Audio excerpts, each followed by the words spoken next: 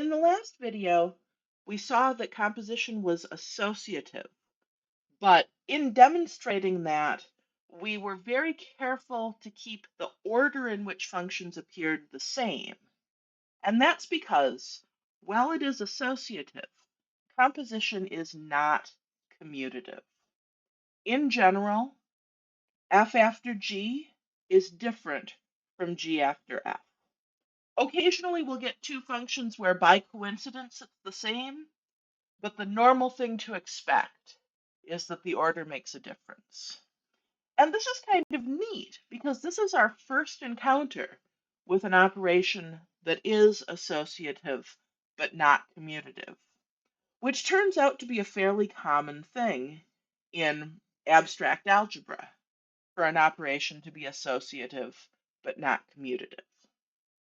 So here we're just going to see some examples where the order in which we perform functions matters, just to bring home the fact that composition is not commutative. In this first example, we have three functions, f, g, and h, and these are presented in a way I think we haven't seen before. They're presented in an input-output table. So in this first row, we have the inputs, just all the possible values of x that are in the domains of these three functions. And then in the next three rows, we have the outputs. How do we read this? When we want to take f composed with g of -1, well, that'll be f of g of -1. So here I've got input -1.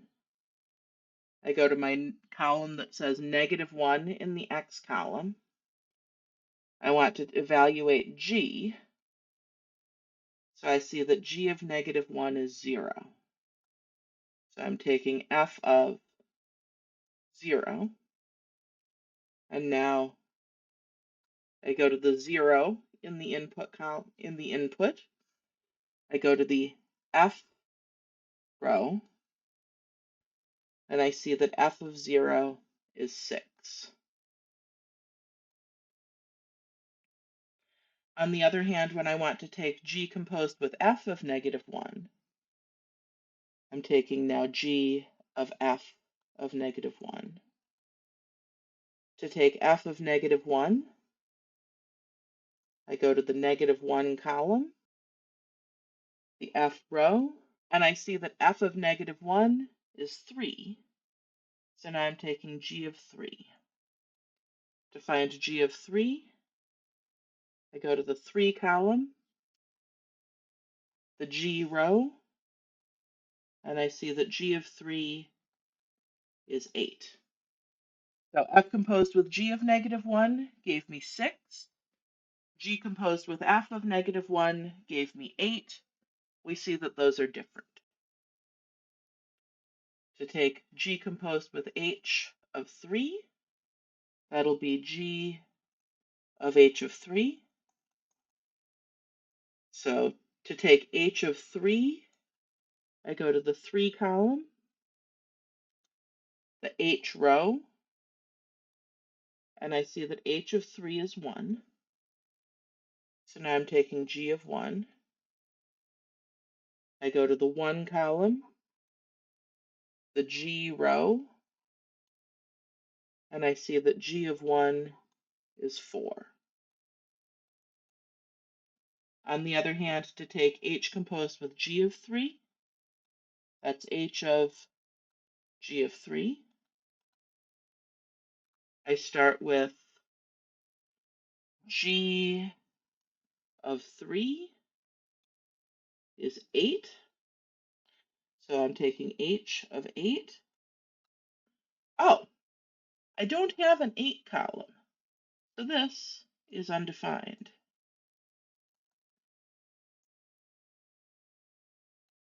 Even though 3 was in the domain of both g and h, it wasn't in the domain of the composition.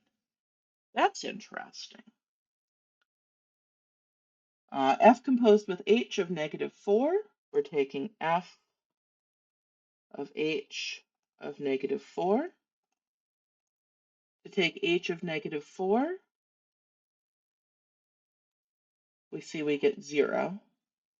So we're taking f of 0. We take f of 0 and get 6.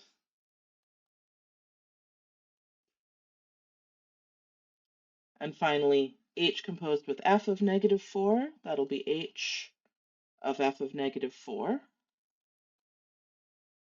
We'll take f of negative 4 is 2. So we'll take h of 2, h of 2 is 0. And so we see in general, if we reverse the order of the composition, we get different results. And in fact, it's even possible that composition in one direction will be defined and in another direction it won't. So that's a simple example. Well, let's also see an example where we're working in terms of the actual expressions. In this example, again, we're going to work with two linear functions so that as we compose them, we know how to do all of the simplification. Here we have a function p, which is a half x minus 5, and a function q, which is 4x plus 2. Let's see the compositions in either order. So first we'll take p composed with q of x. So that'll be p of q of x.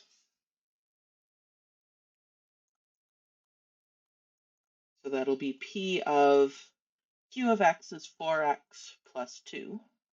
And now we'll apply p to that. P is the function that takes a half of its input minus 5.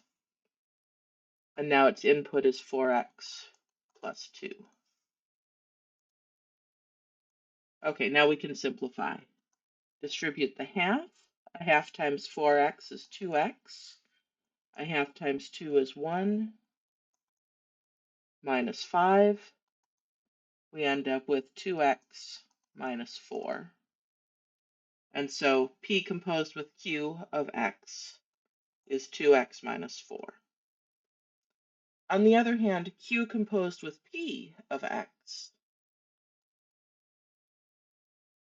now we're going to take q and apply it to p of x. So q applied to p of x is the function where we take a half x minus 5. Q is the function where we take 4 times our input and add 2. And here our input is going to be a half x minus 5. And now we simplify, right? Distribute the 4. 4 times a half is 2, so we have 2x minus 20 plus 2, 2x minus 18. Q composed with p is 2x minus 18. So as we can see, those two are very different functions.